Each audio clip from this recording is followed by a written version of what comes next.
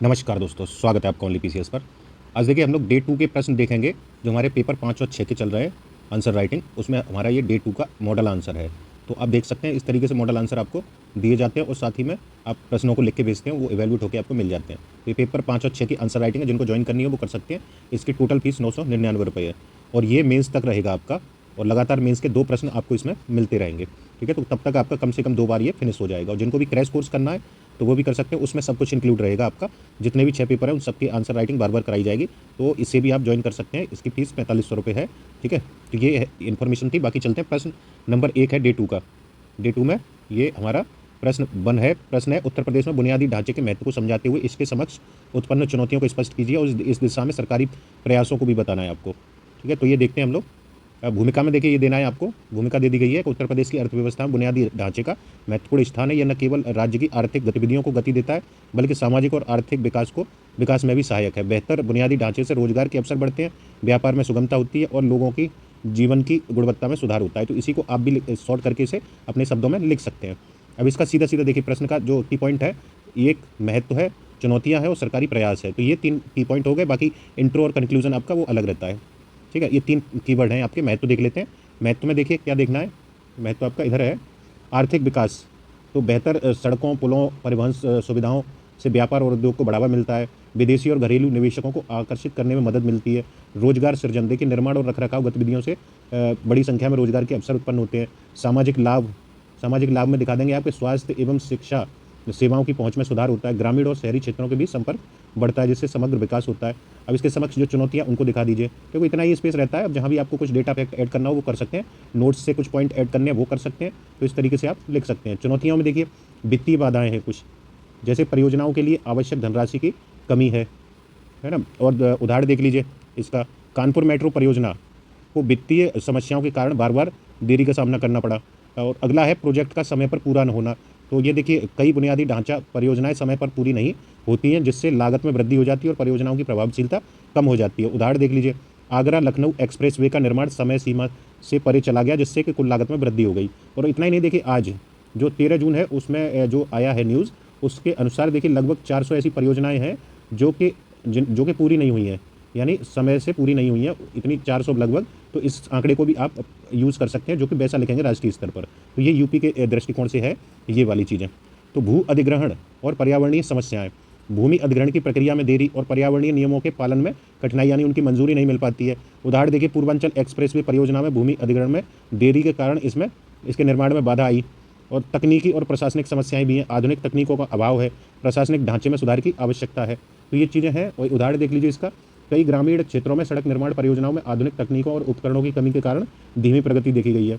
सरकारी प्रयास देख लीजिए, जैसे सरकारी प्रयास में बजट आवंटन 2024-25 में सड़क पुल एक्सप्रेसवे के लिए 27,000 करोड़ आवंटन किया गया। स्मार्ट सिटी और शहरी विकास योजनाओं के लिए विशेष ध्यान दिया गया है। विकास परियोजनाएं देख लीजिए, जैसे पूर्वांचल एक्सप्रेसवे, गंगा एक्सप्रेसवे जैसी प्रमुख परियोजनाएं कार्यान्वित की जा रही हैं। मेट्रो परियोजनाओं का विस्तार और सुधार हो रहा है। और नवीन तकनीक और नवाचार परियोजनाओं में इनका उपयोग बढ़ाया जा रहा है। निवेश प्रोत्साहन, राज्य सरकार द्वारा निवेशकों के अनुकूल नीतियों का निर्माण और निवेशकों को आकर्षित करने के लिए विशेष पैकेज की घोषणा की जा रही है। 2024 में इन्वेस्टर समिट के माध्यम से देखिए, ये आपका 23 में हुआ था। 2023 में 40,000 लाख करोड़ के निवेश के प्रस्ताव आए थे, है ना। तो ये चीज़ें आप डाल सकते हैं। मोटा मोटा आंकड़ा है, एग्जैक्ट नहीं पता होता है तो कोई बात नहीं।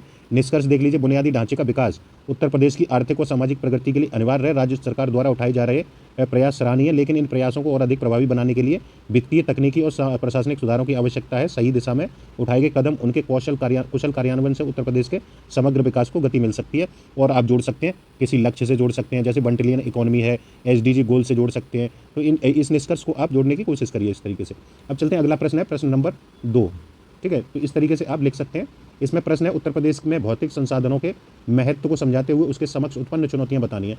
तो इसमें इंट्रो है, हो गया पार्ट में इंट्रो देना ही है। ठीक है, और ये कीवर्ड हो गए महत्व पहला, चुनौतियां दूसरा। और आप इसमें आपको क्या करना है, समाधान के लिए उपाय भी बताने, और साथ साथ में सरकारी प्रयास नहीं भी पूछे हों तब भी आपको बता देने हैं। ये पॉइंट ऐसे होते हैं, जैसे चुनौतियाँ जहाँ जहाँ हैं तो वो वहाँ पे आपको क्या है, समस्याएं चुनौतियों में कुछ उपाय डालने हैं, कुछ सरकारी प्रयासों को भी इंक्लूड करना है, भले ही आपसे पूछे गए या ना पूछे गए। तो ये कोशिश किया करिए। और निष्कर्ष अलग है ही आपका। भूमिका देखिए इतना बड़ा है, इसे आप शॉर्ट भी कर सकते हैं। थोड़ा बहुत एक्स्ट्रा दिया गया है इसमें। उत्तर प्रदेश में भौतिक संसाधनों जैसे भूमि, जल, खनिज, ऊर्जा संसाधन राज्य की आर्थिक और सामाजिक विकास में महत्वपूर्ण भूमिका निभाते हैं। ये कृषि संसाधन कृषि, उद्योग, सेवा क्षेत्र के लिए बुनियादी आधार प्रदान करते हैं। ये महत्व देख लीजिए सीधा, कृषि के लिए महत्व क्या है, तो कृषि में देखिए भूमि और जल, उत्तर प्रदेश की अर्थव्यवस्था में कृषि का प्रमुख योगदान है। सिंचित भूमि और नदियाँ का जल कृषि उत्पादन में महत्वपूर्ण भूमिका निभाता है। उर्वर भूमि, गंगा और यमुना के मैदान उर्वर कृषि भूमि प्रदान करते हैं, जिसमें गेहूँ, धान, गन्ना और अन्य फसलों की उच्च उत्पादकता होती है।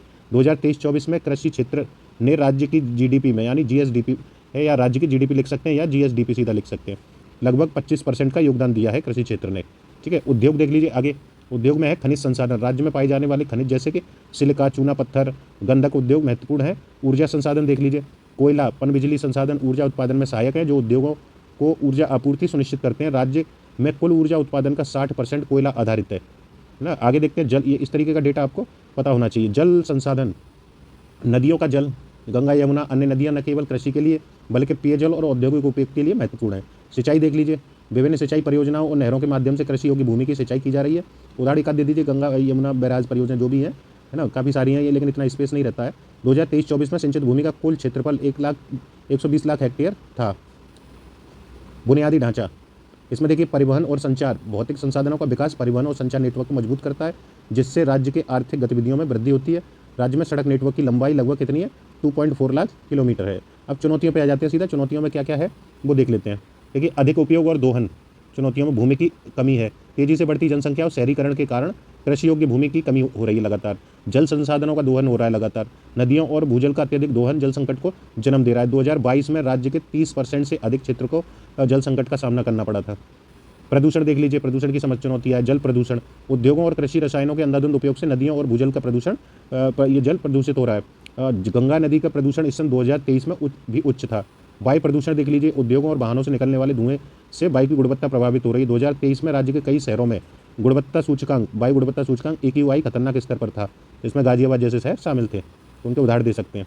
प्राकृतिक आपदाएं देख लेते हैं। प्राकृतिक आपदाओं में जैसे बाढ़, आपकी गंगा यमुना के तटवर्ती क्षेत्रों में बाढ़ की समस्या, जिससे क्या होता है, फसलें, बुनियादी ढांचे प्रभावित होता है। 2023 में बाढ़ से राज्य के लगभग 5,000 करोड़ रुपए का नुकसान हुआ था। सूखा देख लीजिए, राज्य के कुछ हिस्सों में सूखे की स्थिति उत्पन्न होती है, जिससे जल की कमी और कृषि संकट होता है। 2022 में बुंदेलखंड क्षेत्र में यह सूखा पड़ा था। इसका ये उदाहरण, बुंदेलखंड क्षेत्र में वैसे भी पानी का संकट रहता है, आप उसको कोट, जब भी पानी की बात आए तो आप बुंदेलखंड क्षेत्र को कोट कर दिया करिए।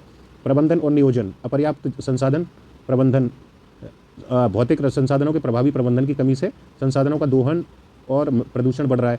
नीतिगत विफलताएं, उचित नीति और नियोजन की कमी से भौतिक संसाधनों का असमान वितरण और उपयोग हो रहा है। उसमें सरकारी प्रयास देख लेते हैं क्या क्या है।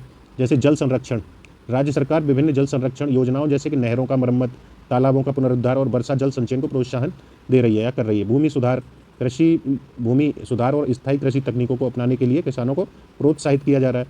प्रदूषण नियंत्रण, इसके लिए सख्त उद्योगों के लिए सख्त पर्यावरणीय नियम और प्रदूषण नियंत्रण के उपायों को लागू किया जा रहा है। ऊर्जा प्रबंधन देख लीजिए, सौर ऊर्जा, पवन ऊर्जा जैसी अच्छे ऊर्जा स्रोतों को बढ़ावा देने के लिए विभिन्न योजनाएं और नीतियां बनाई जा रही हैं। 2024 में देखिए राज्य सरकार ने सौर ऊर्जा परियोजनाओं के लिए 500 करोड़ रुपए का प्रावधान किया है। निष्कर्ष देख लीजिए सीधा, यह है निष्कर्ष आपका, तो इसे शॉर्ट भी कर सकते हैं आप। उत्तर प्रदेश में भौतिक संसाधनों को महत्व अत्यधिक है, इससे समुचित उपयोग से राज्य की आर्थिक और सामाजिक प्रगति को गति मिल सकती है। हालांकि चुनौतियों का समाधान करने के लिए प्रभावी प्रबंधन, सतत नीति निर्माण और संसाधनों के संरक्षण की आवश्यकता है। सरकार द्वारा उठाए गए कदम सही दिशा में, लेकिन अभी इन प्रयासों को निरंतर और प्रभावी ढंग से लागू करने की आवश्यकता है। तो इस तरीके से आप निष्कर्ष दे दीजिए। तो ये हमारे मॉडल आंसर थे डे 2 के, ठीक है। जिसको भी ज्वाइन करना है वो ज्वाइन कर सकते हैं और इससे बहुत लाभ होने वाला है। पेपर 5 और 6 देखिए आपके सिलेक्शन में इंपॉर्टेंट रोल निभाने वाला है। अगर आप अभी से तैयार रखेंगे इसको, और ये धीमे धीमे आपका चलता रहेगा, मेंस तक आप देखेंगे कि इतने परिपक्व हो जाएंगे कि पेपर 5 और 6 आपको बहुत ईजी लगने लगेगा। तो लगातार लिखते रहिए, लगातार हम लोग प्रोवाइड कराते रहेंगे आपको कंटेंट। जो नोट्स हैं, नोट्स भी आपको दे दिए गए, आप रिवीजन करते रहिए नोट्स का, और एक्स्ट्रा पॉइंट करंट डेटा का जो भी आप नेट से सर्च करिए और उन्हें ऐड करिए, उसमें आंसर अपना लिखिए और इन मॉडल आंसरों का उपयोग करते रहिए, आपको दे दिए जाते हैं। तो इसमें इतना ही है। अच्छा लगे तो वीडियो लाइक शेयर कर दीजिए औरों के पास भी जिससे पहुँचे, ठीक है। चीज़ें तो ये चीज़ें आप हमारे लिए कर सकते हैं, क्योंकि इससे प्रोत्साहन हमें भी मिलता है। तो इसमें इतना ही है। Thank you.